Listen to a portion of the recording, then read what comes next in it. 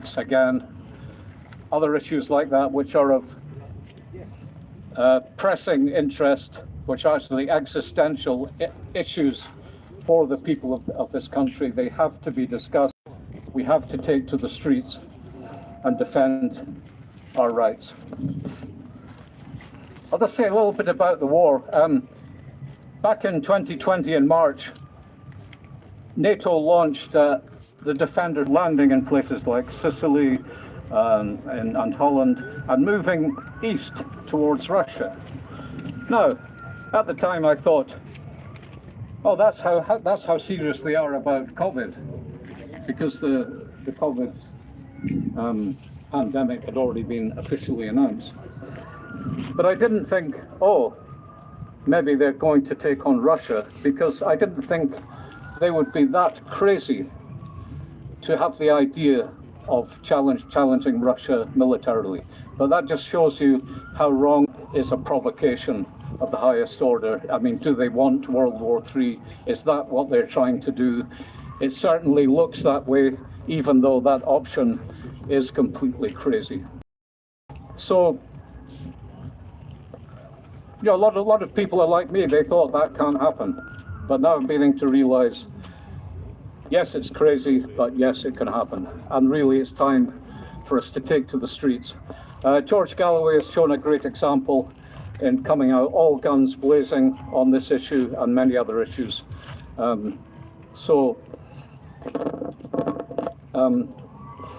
very, very privileged to have him here in Glasgow. But as I say, the circumstances surrounding the meeting are particularly complex.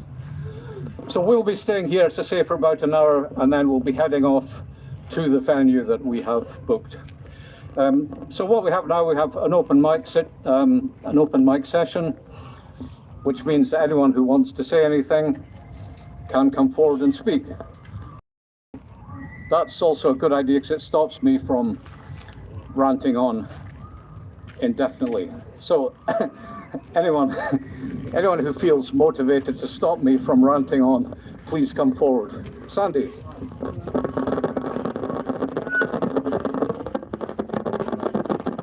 Hopefully you can hear me without the microphone. Yeah. Right. I would like to echo Colin's concern about the right to freedom of speech. It's a bad day that we can't actually get anywhere in Glasgow that we can have a public meeting and advertise it against this war in Ukraine. We tried it and we were blocked at every level, and it's not just in Glasgow. The same thing was happening with the NATO rally in London. It was blocked because of threats, etc. So there's certainly a section of the establishment don't want us to have the freedom of speech and the freedom to criticise this ridiculous and tragic war in Ukraine. We set up the campaign a year ago, just after the war started, because we could see that this war could escalate into World War III. Both sides have nuclear weapons. Our view was that Britain should not be involved and should not enforce sanctions on Russia and should not send money to Ukraine to buy arms. British troops should not be involved in the fighting, whether on plain clothes or otherwise, that we should step back from that and we should end the anti-Russian hysteria that you've had in the media. And also that we should actually have a debate in the mass media, because there is no debate. It's just one side that you get on the news on all the channels. You get the side that MI5 or MI6 have written what's going to be said, and that is again dangerous. So the first point I'd like to make is this war actually started in 2014 when the Americans provoked the coup in Kiev, where the far right and fascists took over, and then the attacks on the Russian speakers began, and the Russian speakers revolted against that, and that's why you had Crimea left Ukraine and joined Russia, and the people of Donbass resisted the far right forces that were attacking them. So my first point is that the Russian speakers of the Donbass and Crimea should have the right to self-determination. If they don't want to be part of a far-right Ukraine, they shouldn't be part of a far-right Ukraine. I've been to Crimea. The people are Russian. They identify as Russian. They've been Russian for 200 years. That It's ridiculous for Britain and the US to support Crimea and the Donbass being taken by force. That would simply mean the ethnic cleansing of the people that live there. And that's why I disagree with those that say Russian troops out now. The Russian troops remove themselves from these areas now, there will be a massacre of the ordinary Russian speakers. So that is not a slogan we put forward. We put forward a democratic peace where the people of Donbass get the right to decide, and it's obvious they voted to be part of Russia. The second thing is Ukraine should be demilitarized. It should not be part of NATO, and it shouldn't have missiles based on it pointing at Moscow. How would the Americans react if Mexico or Cuba had missiles pointed at them? Well, we know how they reacted in Cuba. They said if you don't remove them, there's going to be a world war. So it's ridiculous to support and fund a war that is an obvious threat to the Russian people. And what is this war really about? It's a war of regime change in Moscow. That's what America wants. America that wants to continue to dominate the world that they have done since 1990, where they've invaded country after country, Yugoslavia, Serbia, Iraq, Afghanistan, Libya, etc. They seem to think they've got the right to do that, and no one takes them to court. Putin's charged against Putin because he's rescued children, orphans from the Donbass, and taken them to a peaceful area. And yet there's no criminal charges against Bush, Obama, etc., who have launched wars of aggression repeatedly. So I think what's really behind this war is Americans are not prepared to see any other country stand up to them. They're frightened that China is now a powerful country with a powerful economy, and they're not willing to accept that. And so this war drive isn't just against the Russians. In the last analysis, it's against the Chinese as well, because the Russians, the Americans want a unipolar world where they dominate things. And what's the UK's response? It's just been totally to go along with the Americans, even more aggressive than the Americans. It was Boris Johnson that flew over at the end of March to Kiev to tell Zelensky not to accept the peace deal, which was near to being signed, saying that that was not to happen. Originally, the British said we're not supplying weapons, they're now supplying jets, etc., funding it all. Plus, there's now talk of sending peacekeepers, a European peacekeeper force of 300,000. These are not peacekeepers, that would be an invasion force sent by the EU with American support to take on the Russians. And if that happens, we're looking at nuclear war. That's the reality of it. The Russians won't allow the people of Crimea or the people of Donbass to be subjugated by the fascist forces in Kiev. They just won't allow it. And if that starts to happen, we're looking at nuclear war. So it's vitally important that we build a movement to say an end to this war. Let's have a peace deal that is democratic and recognises everyone's rights. No, I mean, the Ukraine would still exist. There's never any suggestion from Putin that they were trying to do away with Ukraine. If the Russian-speaking areas were being protected, just before the Russians went in February, there was a mass force of far right, the Azov Brigade, were on the border with Donbass, getting ready to attack, and the Russians intervened to stop that and preempt that attack. So that's the reality of it. They're not telling us that in the media. They're trying to present it as if the Russians are trying to take over the world. Nonsense. The Russians have no dynamic towards that. The truth is the Americans want to keep hold of the world. Well done.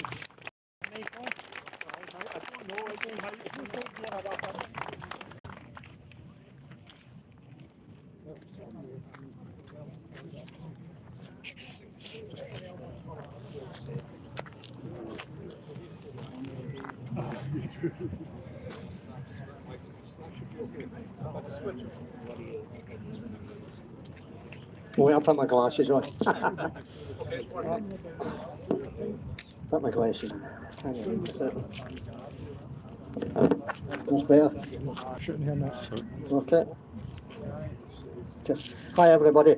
I think my friend there said nearly everything, you know, and Julian Assange as well. I've been down to London a few times. I was at Belmarcy's wedding and that. He's in jail while the scumbags that committed murder are walking about free for years, and that guy's getting tortured. But I get these leaflets printed on my own, and I handed them out a few months before this war started up in Edinburgh. I wrote out 125 envelopes to Scottish MSPs and that, and I put them in the Parliament, and I never got a reply for one of them. And this is the leaflets here that I get printed. The USA government war crimes against humanity. And this was a few months before the war. Vietnam, hundreds of thousands of country killed, country destroyed, massive chemical weapons attack, Agent Orange, and that was by America in Vietnam. Number 2, Iraq weapons of mass destruction, total fabrication, allies, hundreds of thousands of civilians killed, country destroyed. Libya, thousands of civilians killed, country destroyed. Syria, again, hundreds, and they're still in Syria. Yet the Yanks, they won't leave. You say we're guarding the oil, and that's where all our food's growing. And the Syrian people have been suffering for years. Yemen, hundreds of thousands of civilians there, country destroyed because of the USA feeding weapons, Britain as well, to unleash terror and death on the people. Number 6, 20 years in Afghanistan, hundreds of thousands of civilians killed, country destroyed. As a parting gift from America, a drone strike which blew an Afghan family to bits. Thank you for that. Number 7, all this slaughter and carnage by the USA and their obedient servants, Britain. I mean, really, a USA is our government, and Europe's government, we'd be as well with nobody, you know what I mean? Because they're a share of scumbags. Number 8, USA, UK, Europe and Nato also caused the coup in Ukraine, which is now filled with right-wing Nazis. Everyone should watch Ross Kemp's documentary, and he's done a 180 after he did that documentary, by the way. And he was interviewing Nazis with the signs around. They want a pure white race, they said. You can see it in the telly. The USA, UK and Europe and NATO are just warmongers. We have the best armed forces in the world, but unfortunately it's lions led by donkeys. Number 11, we might have lost the Second World War had the brave Russian people not defeated the Nazi invaders. They all deserve the highest praise for their great sacrifice. They lost nearly 30 million people, the Russians. They won the Second World War with our help. Number 12. Julian Assange exposes US war crimes. The guys in the helicopter gunship that slaughtered innocent civilians on the ground in Iraq walk free, and he is jailed and tortured. The USA government are scum with blood in their hands. This is the last one. Number 13. When is the American government and their accomplices being charged for these decades of war crimes, and not forgetting all these vicious sanctions which don't hurt governments but destroy ordinary people's lives when they are being taken to court? I would like a front seat. That's it, folks. Thanks very much.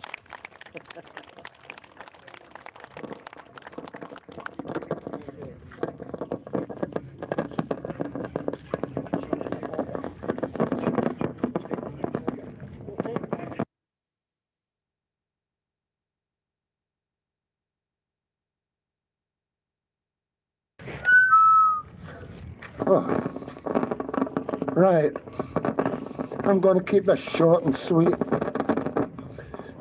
If we don't do something, we don't do something soon. We're the fourth largest city in the UK, and it's about time we started to waking up. And the only way we're going to waken up is getting onto that street and saying enough. Because we've been taken into a war. It's got nothing to do with us. And I can tell you right now, Putin is getting pissed off. He's really getting pissed off.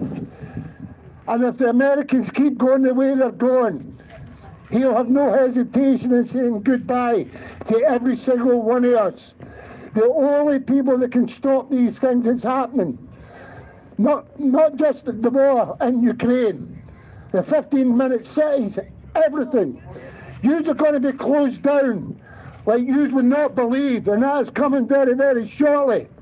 Yous may not even get the opportunity to go outside and demonstrate against what's happening in the Ukraine. If we don't stop certain things in this city and make it look like we're putting up some kind of fight, because for the last 3 years we have been lied to and lied to. And they're going to keep coming after you very, very soon. Once they've done all the retidying up here in Glasgow, they're putting all the finishing touches to it. Once they flip that switch and that goes on, You cannot stand back and say, we weren't told what was going to happen. I can tell you there'll be martial law in this country soon, where you walk onto the street and that guy will have the right to shoot you for walking in the street. That's the bit that's got to come, and that is coming soon. And you all can go home tonight and say, great, but it's about time we did something. And all you're asked to do is to step onto the street and say no. It's simple. This whole thing, that's how simple it is. Now, if you don't do any of these things, and these things come to pass, and they come and knock on your door to take you to some other place, you cannot turn around and say, no one told me about this. You can only blame yourselves. There's no point in trying to blame the government, trying to blame the army, because the only people that can stop it is you people. And you need to change the way you think. And all I ask you to do, here's the thing for you. For 2 weeks, switch off your TV, switch off your radio, and I tell you what, you'll start thinking for yourself. You'll start thinking for yourself. That's how simple it is. So, I've got passion. I've got passion. There's a difference. There's passion. I have passion for life, for human life. That's my passion. And I want to make sure everybody's still alive here this time next year. But we need to be prepared to sacrifice something. No freedom or war has ever been fought with some sort of sacrifice. So thank you. I've said my piece. Thank you.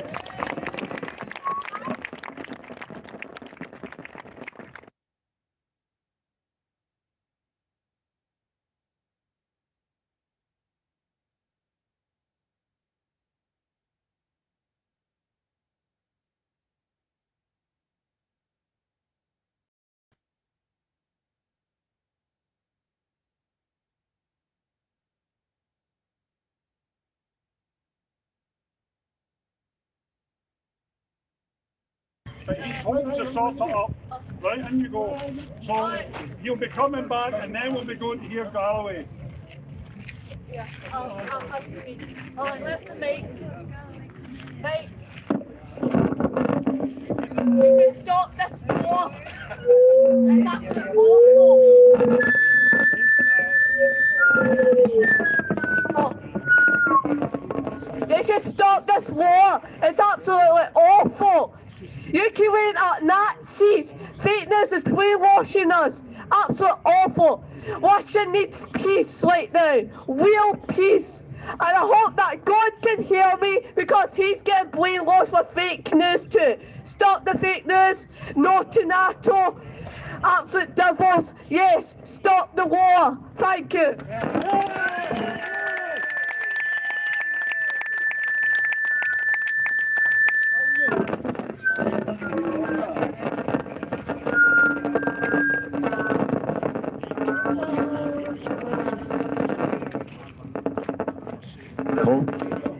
Right, I'm going to just say a few words. What we've got here is what is going on, right? It's not just America, right? You could say, oh, America, right? But this is the globalists that are doing this. There's a lot of people, a lot of senators and a lot of opposition in America against this. It's the globalists that are doing all this, and I'm with Federal what you said earlier on. The globalists are going to put us in 15-minute cities. We need to come into our communities now. This Saturday in Clydebank, there's a rally, and it's going to be a peaceful assembly. It's going to be a peaceful assembly.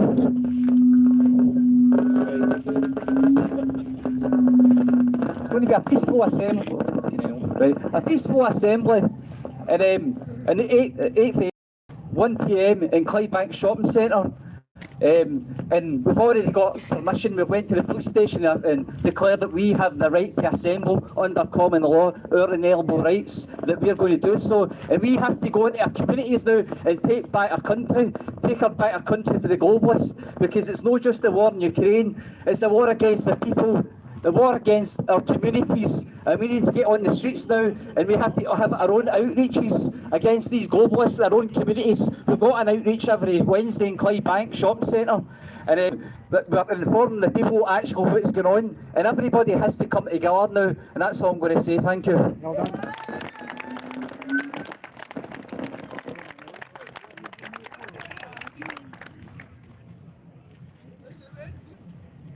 I'm not speaking, I'm only moving the speaker. Speech.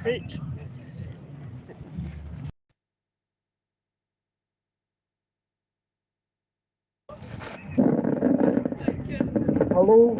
Well, I'll say a couple of words.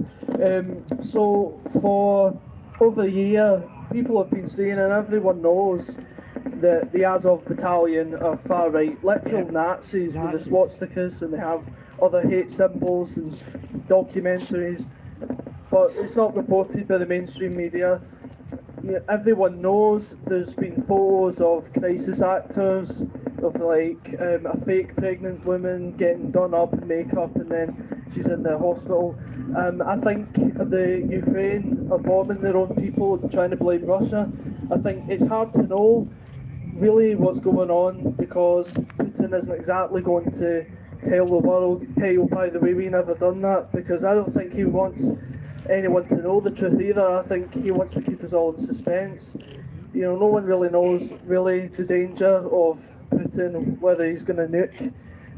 It's highly probable that he probably will attack other countries. We don't know.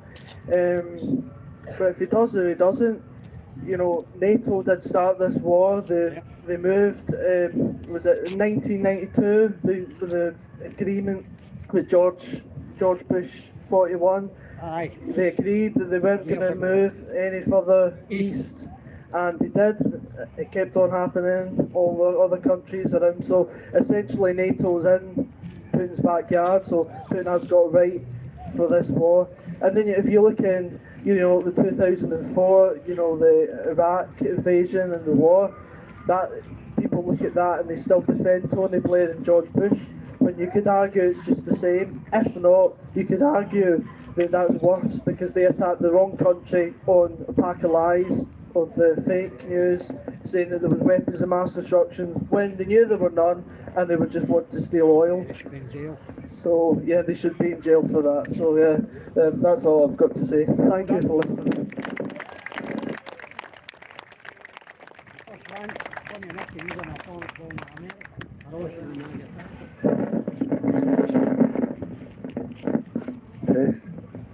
What happens when you introduce more and more tyrannical measurements and people become more and more poor? What do you need? You need an outside enemy to distract from it. Shove that in your pocket. Shove that in your Aye, it is. So you need an outside enemy that you can blame. And this is true for both the West and Putin. It's wrong to take sides. Both sides are evil. It's a war of the leaders. It's a war of leaders at the top against the people. It's not preliminary Russia against Ukraine. That's just to distract us from the actual war, which is the people at the top against us, be it in the Ukraine or in Russia. That's all I've got to say.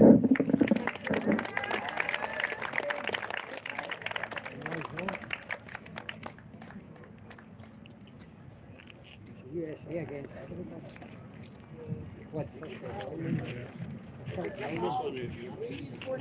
Vietnam, very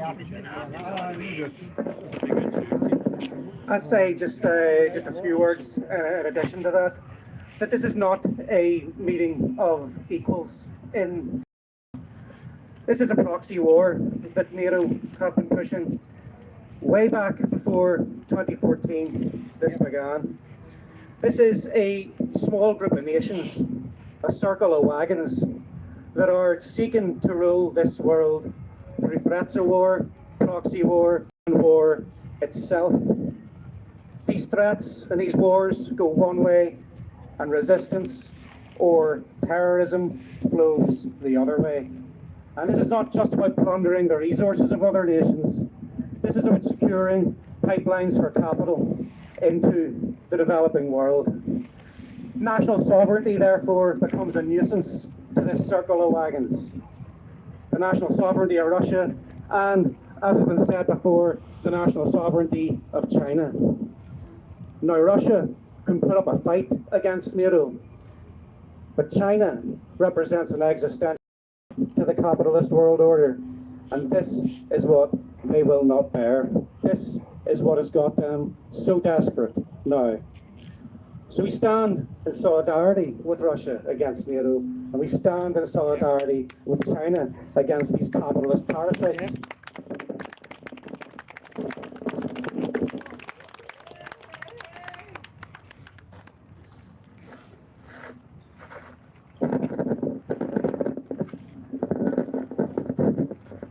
As do stand in solidarity all the BRICS countries. You might be aware that both the ambassadors of Russia, that's Putin himself, and also Mr. Biden from the US, are now in Africa trying to bring about their standing with the respective corners. Into the microphone, Jürgen. Hey? All right.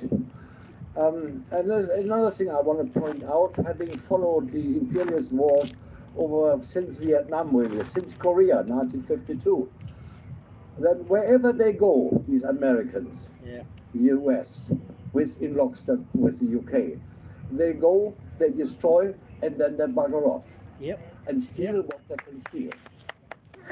And then, that not being enough, they slash sanction on the countries they have just assaulted. In the line of my profession, I've been working in Iraq. I've seen what it means. The sanctions are still on to this very day, which means daily hardship, hunger, death, no medical supplies, and all that. I've been recently, that's a few months ago, in Kabul, where the Americans left it all in tatters. On top of that, that country is being sanctioned, as are so many others. I lived through the fight against apartheid in South Africa, first always election 94. What followed next after Nelson Mandela's government came to power and made transformative change, there were sanctions. That's what they do. And it's something that's not as hot in the media as the flashpoints of the current war. Thank you all.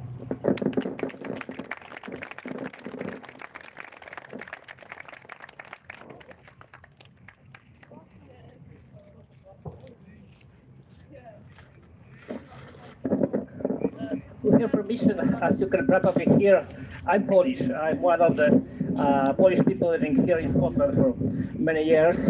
Scotland is my home, but Poland is my fatherland. And I would like to share with you my two reflections about that. You know that Poland is one of the Eastern European countries which is led by pro-imperialist, very strongly pro-NATO, very aggressive and very pro-Kiev junta governments. And we as a Polish people are truly afraid that we are next to the Ukrainian people and we will be the next victims of this NATO aggression against Ukraine and NATO aggression Russia, because that is the fact. That's not the Russian aggression against Ukraine. That's NATO aggression against Ukraine, Russia, and the whole Eastern Europe, which started in 2014 and earlier, when our countries were accessed or unschlussed by the NATO imperialist pact. Second thing, for many years I was a journalist. I worked also I worked as a war correspondent during the Yugoslavia war. I observed NATO aggression against Serbs with the same false flag operations with the same provocation and the same false propaganda against Eastern European nations. And I was also in Kiev in 2014. And after that I visited Donbass. I looked with my eyes. I was a witness how Ukrainian helicopters attack civilians just going to work. Not even protesting. They were just going to railway station to go to work. But these people have been speaking Russian, and it was enough for Kiev junta to attack them and to kill them. And I saw that with my eyes. And that is the third thing I would like to say to you. As many other Polish people, my family has experience with the historical Ukrainian Nazism. During the war, probably know Hitler collaborators from the Ukrainian insurgents army killed more than 200,000 people in Volley massacre. It was Poles, it was Jews, it was Armenian, Czechs, and also Ukrainians, anti-fascist Ukrainians. And this is not the only historical experience, because this is exactly the same what has happened in Donbass for the last 8 years. Yes, exactly, Stepan Bandera in the 40s. But now Azov battalion and other Nazi battalions did absolutely the same to the Ukrainian people in Donbass, in Odessa in 2014, where they burned more than 50 people in the house of the trade unions there. And this is the daily reality of this war, of this Nato and Nazi aggression. And we have to be aware that now we have not neo-Nazi, but directly Nazi state in the center of Europe, even more dangerous for everyone, because now it's allied with the American imperialism and liberal capitalism. So we are here to make an alliance of ordinary people, of all the people of goodwill, from Scotland, from England, from whole Britain, from Poland, Polish and all the other Eastern European immigrants, to cooperate and to fight against this Nazi imperialistic alliance. Thank you.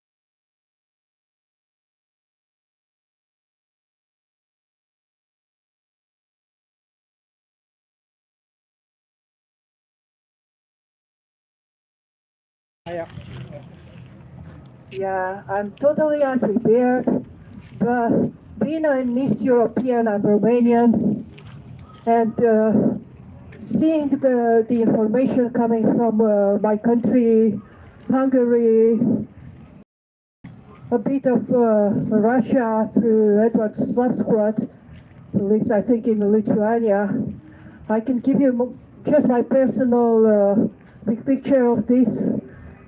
And unfortunately, there are no human saviors in this game.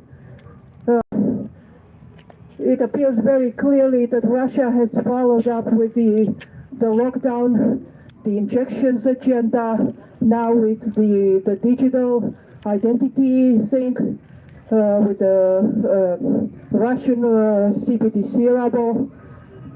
So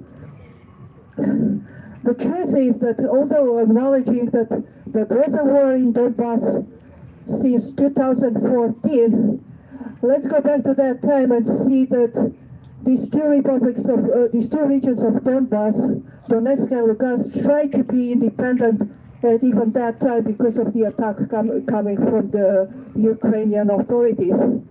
Nobody wanted to recognize their independence, including Russia.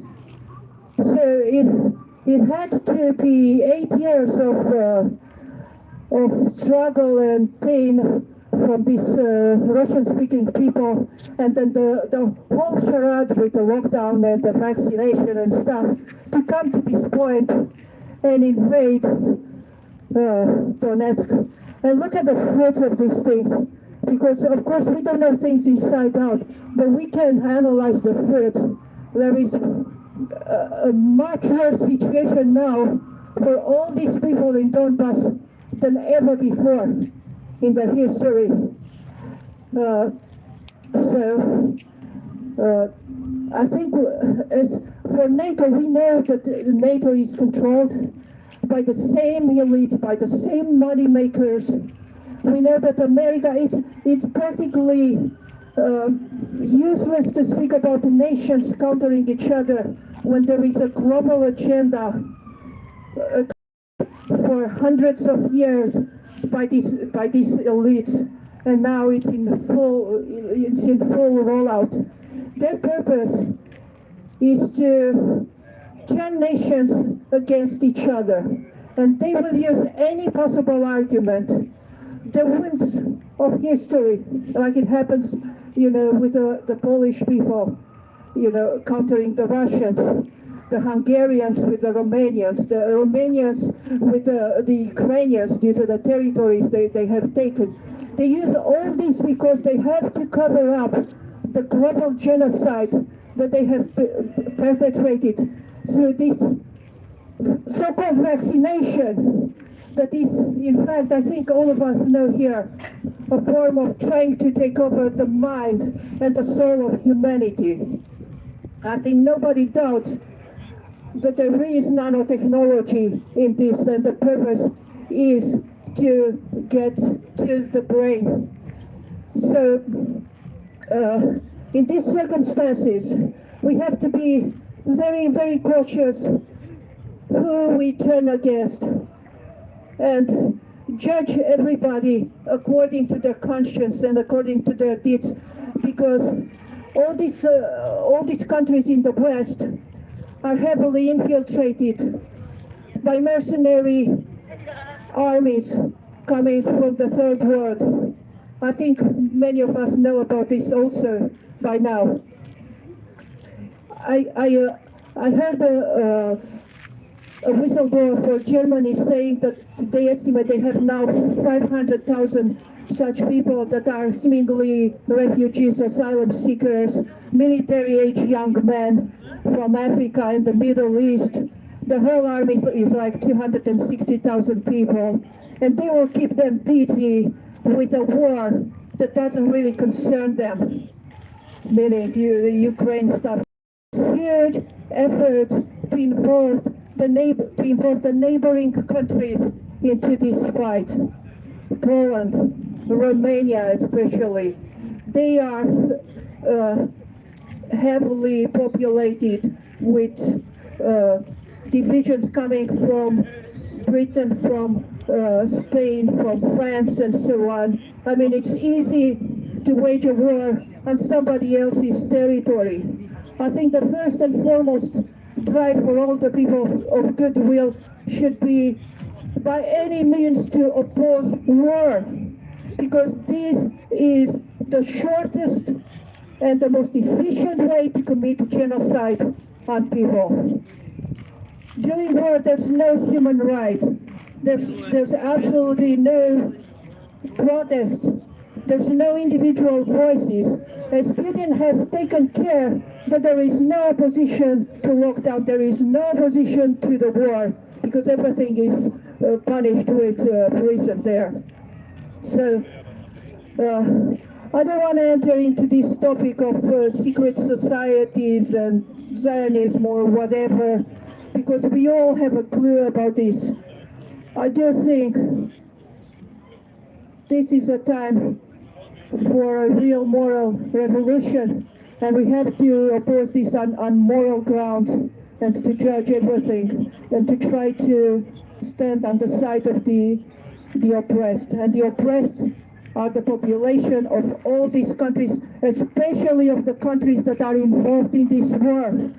Unimaginable genocide has been perpetrated on the Ukrainian people, and not only by the Russian, but by their own fascist forces, by the mercenaries who are involved in this. And I have the testimony of a Romanian young man who went there as a legionnaire, because one of his parents was Ukrainian, seemingly to defend the fatherland. And he came to the knowledge that the mercenaries receive a contract through which they are meant to kill 40 per day. 40 people, the nation, it was not determined. They were meant to kill the elderly by beating them to death in order to spare the ammunition, and also the children with stones, pretending they're justifying that the building has fallen on them. So this is a very, very dirty war that is involving mercenary forces, same as all the recent wars, same as the war in Syria, in Afghanistan, and so on. So my plea is just to be very cautious, and I do recommend in matters of judging Russian actions the Substack of Edward Flapsquat that you can find very, very easily on the internet. Thank you, and sorry for speaking so much. Bless you all. Continue the good fight.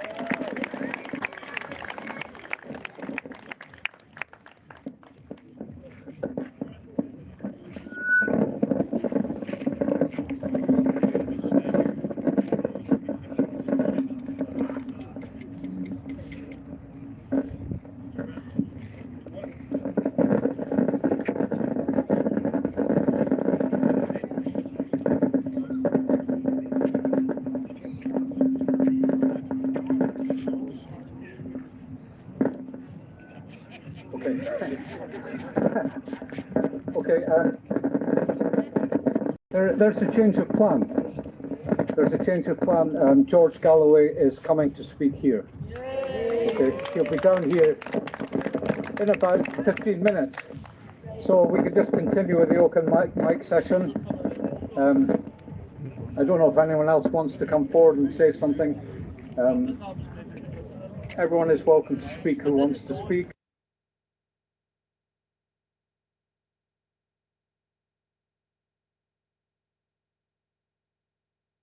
Bakhmut is more or less over. The remaining Ukrainian forces are trapped in the town. Bakhmut will fall. That is a decisive moment in this war, a war which the Ukrainian army is losing. So it's just incredible, the tangled web of lies that we've been fed. I don't know how they're going to get out of this. I mean, they're still telling us that Russia is collapsing, the Russian economy is collapsing, that this offensive is coming from the Ukrainian army. None of that is true. They're telling us what is diametrically opposite to the truth. This is actually becoming a pattern. They're simply lying about everything, but we've never actually seen lies, even in times of war, to quite this extent. Okay, so the Ukrainian army is more or less defeated in Ukraine, and the fall of Bakhmut will be a decisive turning point. That should be a moment to actually enter into negotiations. It should be a moment to sue for peace. It should be a moment to give the Russians a shot before the war. In other words, they wanted guarantees about that NATO would not continue to push east, that Ukraine would not become part of NATO. They wanted guarantees that for their own security and for mutual security. Their demands were perfectly reasonable. Now is the time to meet them and to address them in order to create a peaceful future in Europe. Will the powers that be take that step? Well, I don't know, but it certainly doesn't look like it. The trouble is they've really they've locked themselves in with their own lies. So how do they back down from this? I don't know. This bravado about the war, we saw it from the start. What was her name again? That Prime Minister, Liz Truss, the one that had her 15 minutes of fame as the Prime Minister of Britain.